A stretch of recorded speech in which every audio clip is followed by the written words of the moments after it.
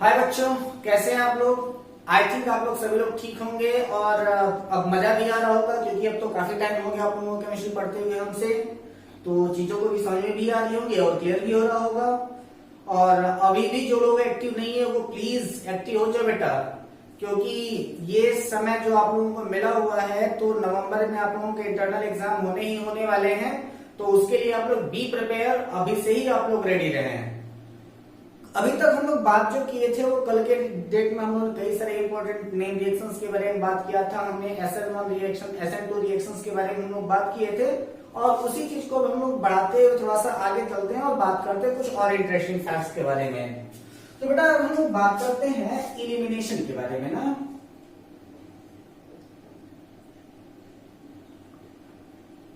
और ये जो आपका इलिमिनेशन है, एक्चुअली इस इलिमिनेशन मेथड को बीटा इलिमिनेशन मेथड के भी नाम से जाना जाता है। तो इसको क्या कहते हैं? Beta elimination. तो इस बीटा इलिमिनेशन का मतलब क्या है? यहां पर आपका हो जाएगा 3 साइड में हाइड्रोजन और एक साइड में जो होता है वो आपका कार्बन और 2 साइड में आपका जो होगा वो हाइड्रोजन, यहां से हाइड्रोजन अटैच होगा और ये रिएक्शन होगा वो होगा आपका एल्कोहलिक KOH के प्रेजेंस में। तो अब यहाँ पर जब ये एल्कोहलिक KOH के प्रेजेंस में होता है तो ये क्या कन्वर्ट हो जाता है? तो ये कन्वर्ट हो जाता है C डबल बॉन्ड C, ये आपका 2 साइड में ऐसे निकल जाएगा। ठीक, अब ये डिपेंड कर रहा है कि आपकी यहाँ पर आपका बीटा एलिमिनेशन का मतलब क्या है। तो बीटा एलिमिनेशन का मतलब ये होता है कि जिस कार्बन से आपका ये जो आपका जिस कार्बन से फंक्शनल ग्रुप अटैच होता है या फिर जिस कार्बन से आपका हेलोजन अटैच होता है वो हमारा होता है वो आपका अल्फा कार्बन होता है और उसके पीछे लगता हुआ वही alpha beta gamma delta theta sine phi ऐसे करके वो आगे की ओर बढ़ता हुआ चला जाएगा। ठीक है, तो यहाँ पर ये जो आपका कार्बन है वो आपका क्या रहता है? आपका बीटा कार्बन होता है। ठीक है, तो अब यहाँ पर होता क्या है कि इस बीटा कार्बन के इलिमिनेशन में ये जो आपका क्लोरीन है वो आपका जब अटैक करेगा और जब यहाँ से रिप्लेस होगा तो ये जो आपका हाइड्रोजन है ये वाला हाइड्रोजन यहाँ से रिप्लेस होगा और Cl के साथ वो HCl बना करके बाहर निकल जाएगा और ये वाला जो है वो इसके साथ में यहाँ पर आकर के क्या करेगा? पाई बॉन्ड का फॉर्मेशन कर देगा। तो ये क्या करेगा? आपका एल्कीन के रूप में ये कन्वर्ट हो जाएगा। अब बेटा दूसरी बात डिपेंड ये करती है कि जैसे अगर हमने इसका फॉर्मेशन कर दिया है तो एक लॉन्गेस्ट चेन के बारे में अगर हम ले लें, जैसे कि हमने तो ये 2 कार्बन के लिए बता दिया कि ये अल्फा एक बीटा, लेकिन अगर थोड़ा सा और ये डिफिकल्ट करके पूछे आपसे कि जैसे मान लीजिए कि यहाँ पर आपसे कहना है क्या कि 1 2 3 4 5, ठीक है, ये आपके 5 कार्बन है। तो यहाँ पर 3 साइड में आपका ये जो होगा वो हाइड्रोजन होगा, यहाँ पर 2 साइड हाइड्रोजन, यहाँ पर आपका 2 साइड हाइड्रोजन, यहाँ पर एक साइड हाइड्रोजन, एक साइड में ब्रोमीन लगाया हुआ है और यहाँ पर 3 साइड में इसने हाइड्रोजन लगा दिया है। ठीक, अब इसके बाद ये कह रहा है कि अगर इसके ऊपर हम इसका बीटा एलिमिनेशन करें तो क्या होगा? तो इसके 2 प्रोडक्ट मैं आपको बना करके दे रहा हूं कि ये 2 प्रोडक्ट इसके बन सकते हैं। कौन कौन सा प्रोडक्ट? तो हमने किसके साथ रिएक्शन कराना है? तो एल्कोहलिक KOH के साथ दोनों साइड में हमको रिएक्शन कराना है। ठीक है, किसके साथ में? एल्कोहलिक KOH के साथ में रिएक्शन हो रहा है ना। तो अब यहाँ पर इस साइड में इसका फॉर्मेशन देख लीजिए क्या हो जाता है। तो ये हो जाता है आपका 1 2 3 4 5, ये आपके क्या रहते हैं?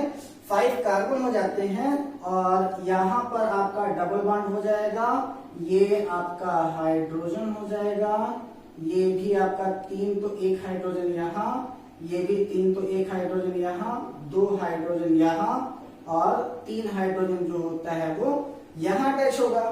ठीक है, और इधर अगर आप आ जाए तो ये क्या आ जाता है आपका 1 2 3 4 5, यहाँ आपका डबल बॉन्ड हो जाएगा। तो ये 2 साइड में आपका एक हाइड्रोजन ऊपर, दूसरा हाइड्रोजन नीचे, यहाँ एक हाइड्रोजन, 2 ऊपर नीचे यहाँ, 2 ऊपर नीचे यहाँ और यहाँ पर ये ऐसे। ठीक है, ये आपका फॉर्म किया है, यानी कि आपका जब यहाँ पर अगर हम इसके बारे में बात करें तो यहाँ पर आपका हाइड्रोजन कौन सा है? ब्रोमीन है। तो इस ब्रोमीन के अवेलेबल होने के कारण अब यहाँ पर क्या है कि ये अगर आपका अल्फा कार्बन हो रहा है तो इसके लिए बीटा कौन कौन? तो ये आपका एक बीटा यहाँ और एक बीटा कौन हो यहाँ पर होगा। तो अब अब यहाँ पर जो है वो पाई बॉन्ड का फॉर्मेशन या तो यहाँ पर हो सकता है या तो यहाँ पर हो सकता है, जैसे कि मैंने आपको यहाँ दिखाया भी कि मैंने इसको अगर अल्फा माना है तो या तो इधर साइड में पाई बॉन्ड का फॉर्मेशन होगा या तो इधर साइड में होगा। तो इधर साइड में हमें एक तो कंडीशन आई है कि इधर पाई बॉन्ड का फॉर्मेशन किया है मैंने, और दूसरी कंडीशन आई है कि मैंने इधर पाई बॉन्ड का फॉर्मेशन किया है। अब ये कह रहा है कि इनमें से कौन सा ऐसा है जो मेजर प्रोडक्ट देगा तो और कौन सा माइनर प्रोडक्ट, तो इसके बनने की पॉसिबिलिटी जो है वो 81% है और इसके बनने की जो पॉसिबिलिटी है वो 19% है।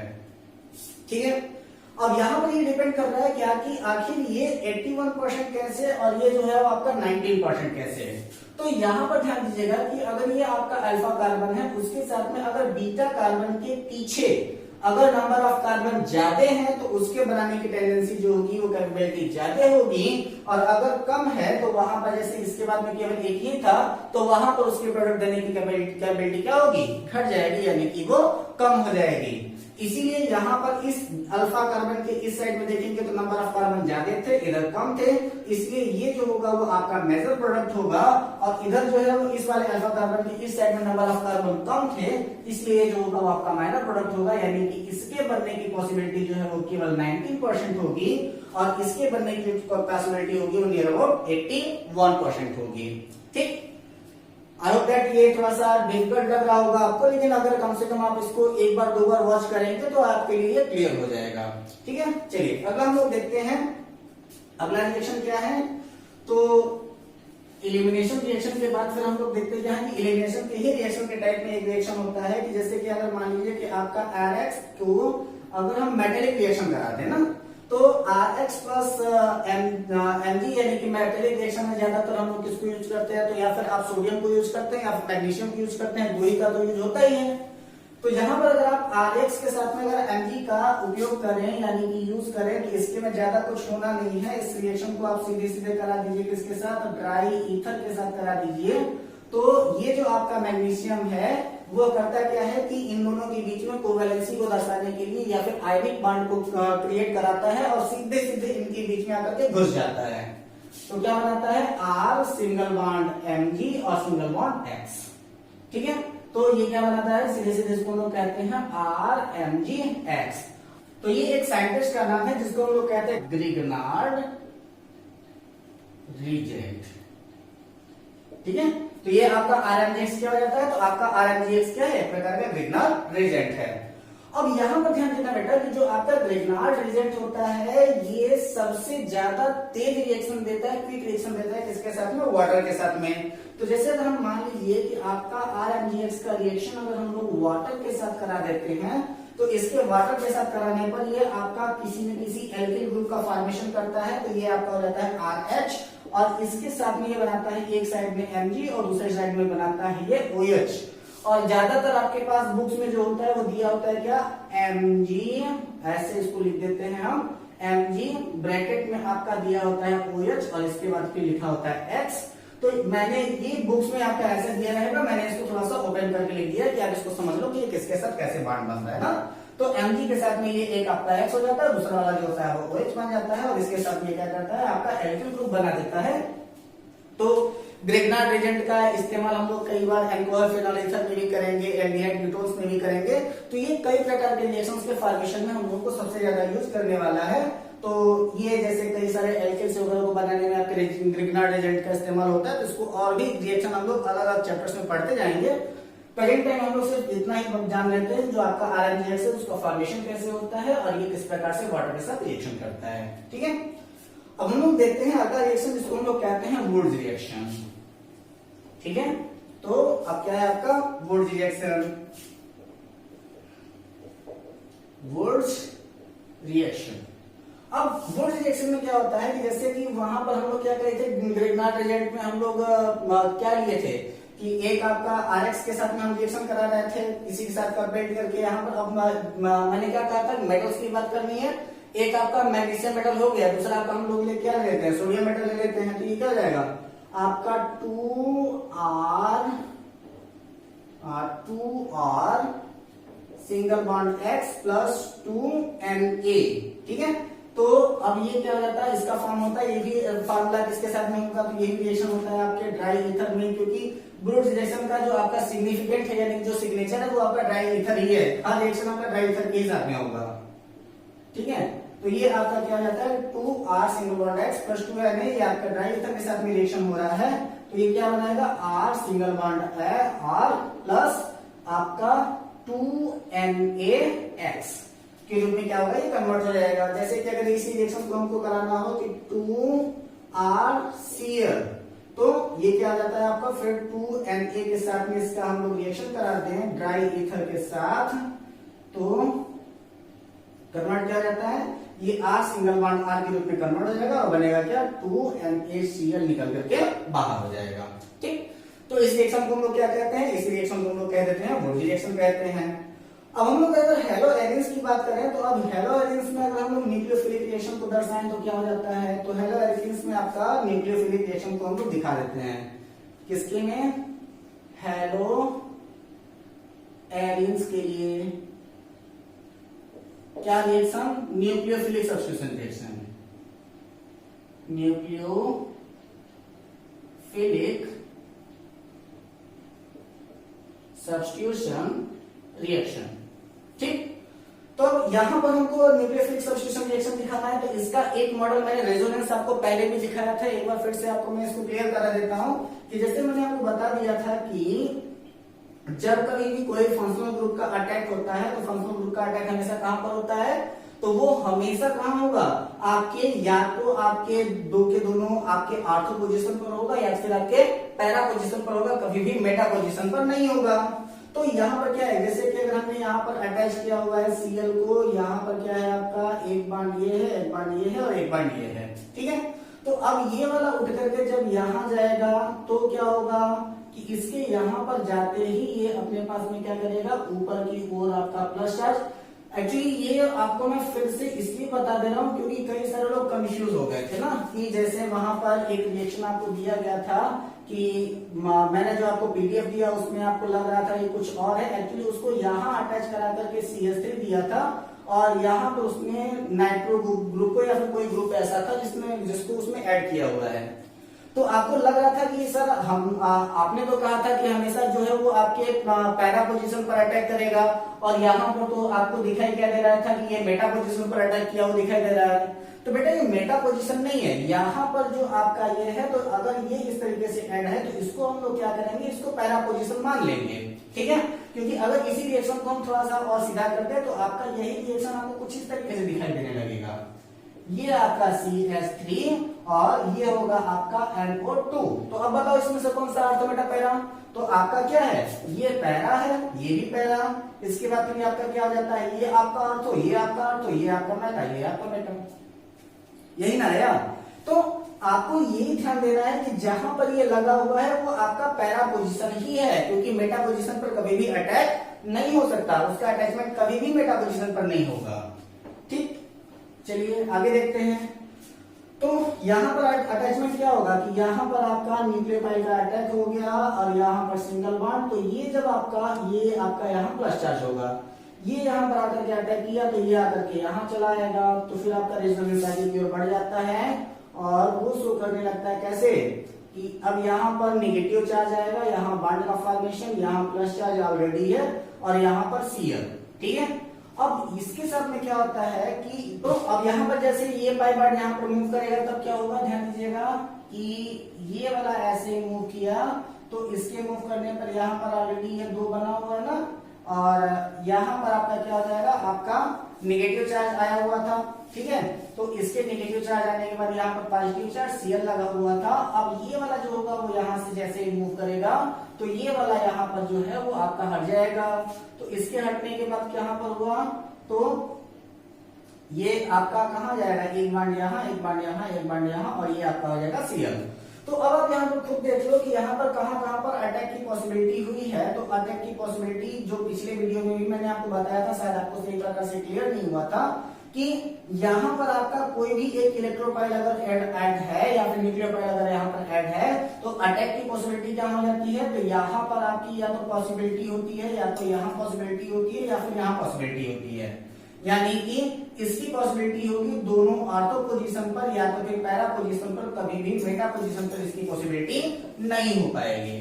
ठीक, तो अब यहाँ पर हम लोग देखेंगे क्या कि अगर हम इसका हम लोग रिएक्शन कराएं तो इस रिएक्शन के अकॉर्डिंग क्या होता है। अब यहाँ पर बात ये होती है ना कि जैसे अगर यहाँ पर हमने क्लोरीन को दिया तो आपका दूसरा वाला केस क्या है, तो दूसरा वाला केस ये कह रहा है कि जैसे यहाँ पर आपका क्लोरीन है तो क्लोरीन के पास में 7 इलेक्ट्रॉन, 7 इलेक्ट्रॉनों में से एक इलेक्ट्रॉन ने तो यहाँ बांड बनाया हुआ है।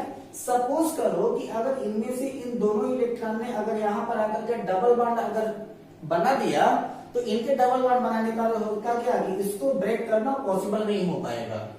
तो जब इनको ब्रेक करना पॉसिबल नहीं हो पाएगा तो इसको ब्रेक करने के लिए जानते ही हैं आप लोग स्ट्रॉन्ग और एबिलिटी के ऑर्डर में हम लोग क्या कहते हैं, सबसे ज्यादा स्ट्रॉन्ग थर्ड होता है, फिर सेकंड होता है और उसके बाद फिर आपका फर्स्ट होता है। ठीक, और ब्रेकिंग भी होती है तो किसकी होती है, सबसे पहले थर्ड टूटता है, ट्रिपल बॉन्ड टूटता है, इसके बाद फिर आपका डबल बॉन्ड टूटता है, इसके बाद फिर आपका सिंगल बॉन्ड टूटता है ना। तो अगर यहाँ पर आपका डबल बॉन्ड हो गया तो डबल बॉन्ड बनाने के बाद आप करोगे क्या कि इसके रिएक्शन को फिर ब्रेक करना इतना आसान नहीं हो पाएगा, इतना जल्दी पॉसिबल नहीं हो पाएगा। तब ऐसी कंडीशन में हम लोग करते क्या है कि उसके लिए बहुत ज्यादा टेम्परेचर की जरूरत पड़ जाती है और बहुत ही ज्यादा प्रेशर की जरूरत पड़ जाती है। तो अब आप देखो कि उसके लिए एक रिएक्शन हम लोग लेते हैं और वो रिएक्शन क्या कहता है। जैसे बेटा मान लो कि अगर यहाँ पर हमने एक रखा हुआ है अपने पास कोई भी एक न्यूक्लियोफिलिक के लिए, जैसे हमने रखा है यहाँ पर Cl, ठीक है, और इसका जब हम रिएक्शन कराते हैं आपके NaOH के साथ, तो जैसे ही हम इसका रिएक्शन NaOH के साथ कराएंगे तो इसके लिए हमको चाहिएगा 623 केल्विन टेम्परेचर और 300 एटीएम प्रेशर। ठीक है, तो 623 केल्विन टेम्परेचर और 300 एटीएम प्रेशर पर जब इसका रिएक्शन हम कराते हैं तो ये क्या हो जाता है, वह कन्वर्ट हो जाता है आपके फेनॉल में। ठीक है, यहां से जो आपका क्लोरीन है वो कंप्लीटली रिप्लेस हो जाएगा और उसकी जगह पर आकर के आपका OH ग्रुप जुड़ जाएगा। ठीक, अब हम जब यहाँ पर जैसे ही OH को अटैक करा देते हैं तो इस OH के अटैच होने के बाद फिर हम लोग क्या होता है कि पूरी तरीके से क्लियर हो जाता है। अब जैसे मान लीजिए कि यहाँ पर कोई ऐसा सब्स्टिट्यूट हो जो कि इलेक्ट्रोपाइल हो, यानी कि इलेक्ट्रॉन को अपनी तरफ एब्जॉर्ब करने की टेंडेंसी रखता हो, अगर उसको हम यहाँ पर अटैच करा दे तो वहां पर हमारा टेम्परेचर क्या होगा, धीरे धीरे टेम्परेचर कम होता चला जाएगा। जैसे कि अगर इसी रिएक्शन को हम लोग 4 पार्ट में देख लेते हैं कि ये कैसे कैसे हो सकता है। तो पहला वाला क्या है कि आपका मैंने सीधे सीधे क्लोरीन लिया था और दूसरे वाले में हमने क्लोरीन तो लिया और इस क्लोरीन के साथ में हमने नीचे ऐड कर दिया आपके किसी नाइट्रो ग्रुप को, और इस नाइट्रो ग्रुप के अटैच होने के बाद NaOH के साथ जब हम रिएक्शन कराते हैं तो प्रोडक्ट आपका वही आना है, लेकिन टेम्परेचर आपका क्या होगा, घट जाएगा। और यहाँ पर आपका जो टेम्परेचर होगा near about 200 degree centigrade temperature घट जाता है, यानी कि अब जो होगा वो आपका 443 केल्विन टेम्परेचर पर ही यह रिएक्शन कंप्लीट होगा। और यहाँ पर क्या आ जाएगा, ये आपका OH और यहाँ पर आपका एक नाइट्रो ग्रुप ऐड रहेगा। ठीक है, अब तीसरे वाले में हमने क्या कहा कि अब यहाँ पर हम लोग एक नहीं बल्कि 2 नाइट्रो ग्रुप ऐड कर लें, क्योंकि ये जो आपका नाइट्रो ग्रुप होता है उस नाइट्रो ग्रुप के पास इलेक्ट्रॉन को एब्जॉर्ब करने की टेंडेंसी होती है। तो अगर वो इलेक्ट्रॉन को इजिली एब्जॉर्ब कर लेगा तो वहां पर टेम्परेचर जो होगा वो कम होता जाएगा। तो इसका मतलब ये है कि अगर यहाँ पर Cl है, यहाँ पर एक नाइट्रो ग्रुप है और यहाँ पर दूसरा वाला अगर नाइट्रो ग्रुप लग गया, तब अगर हम इसका रिएक्शन अगर हम NaOH के साथ कराएं तो अब ये रिएक्शन जो होगा वो केवल 300 केल्विन पर ही हो जाएगा। और बनेगा क्या, तो उसको भी आप लोग देख लो, सारे प्रोडक्ट आपके सेम होने वाले हैं, कोई टेंशन नहीं। ये सिर्फ और सिर्फ नाइट्रो ग्रुप हम ये लगा रहे हैं ताकि इसका टेम्परेचर कम होता रहे। ठीक है, अब सपोज करो कि हम लोग जितने भी जगह हैं उन सभी की सभी जगहों पर अगर हम लोग नाइट्रो ग्रुप को ऐड कर दें तो क्या होगा, तो यहाँ पर आपका Cl, यहाँ पर भी आपका एक नाइट्रो ग्रुप, यहाँ पर भी आपका नाइट्रो ग्रुप और यहाँ पर भी आपका नाइट्रो ग्रुप। मैंने यही कहा था कि इन्हीं 3 जगहों पर नाइट्रो ग्रुप की पॉसिबिलिटी ही हो सकती है। रिएक्शन किसके साथ कराना है, NaOH के साथ रिएक्शन कराना है। तो इसको हम लोग अब सीधे सीधे केवल वार्म कर देंगे, थोड़ा सा गर्म कर देंगे, तो वो क्या होगा, आपका प्रोडक्ट दे देगा। अब इसको ज्यादा हीट या फिर टेम्परेचर देने की जरूरत नहीं पड़ेगी। तो ये आपका सीधे सीधे आपके प्रोडक्ट के रूप में कन्वर्ट होता चला जाएगा। नेमिंग आपको आती है, आप आराम से नेमिंग उसको कर सकते हैं। ठीक, तो ये आपका पहला हो जाता है आपका न्यूक्लियोफाइल का अटैक। और इसके आगे हम लोग देखते क्या है कि आपका इलेक्ट्रोफिलिक सब्स्टिट्यूशन रिएक्शन इसके साथ में कैसे होता है। ठीक, तो आइए देखते हैं इलेक्ट्रोफिलिक रिएक्शन के बारे में। तो आइए देखते हैं किसके बारे में, इलेक्ट्रोफिलिक सब्स्टिट्यूशन रिएक्शन। इलेक्ट्रोफिलिक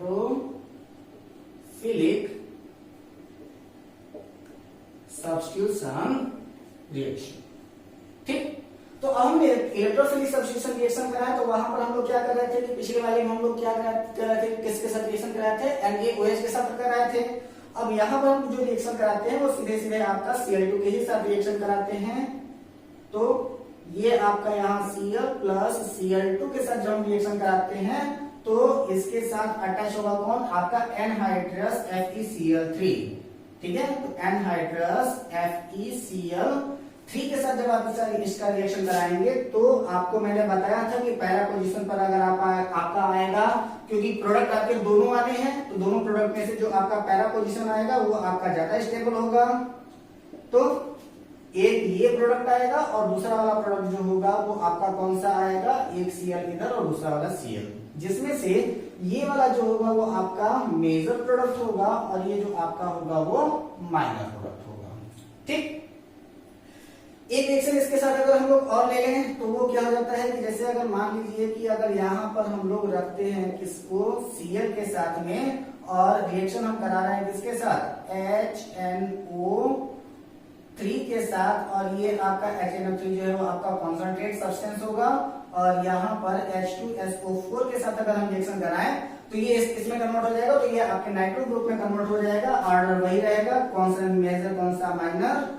तो ये आपका किसमें कन्वर्ट हो जाता है, ये आपका इधर Cl और यहाँ पर एक NO2, एक ये प्रोडक्ट होगा, और दूसरा वाला प्रोडक्ट आपका क्या आ जाएगा, एक Cl यहाँ, दूसरा आपका नाइट्रो ग्रुप यहाँ अटैच करेगा, जिसमें से आपको पता है कि ये वाला जो है वो आपका मेजर देगा। इसके बारे में मैंने बताया भी था कि जो पहला पोजीशन पर आएगा वो मेजर देगा और जो आपके आर्थो पोजीशन पर आएगा वो माइनर देगा। तो ये आपका मेजर होगा और ये आपका क्या हो जाएगा, आपका माइनर होगा।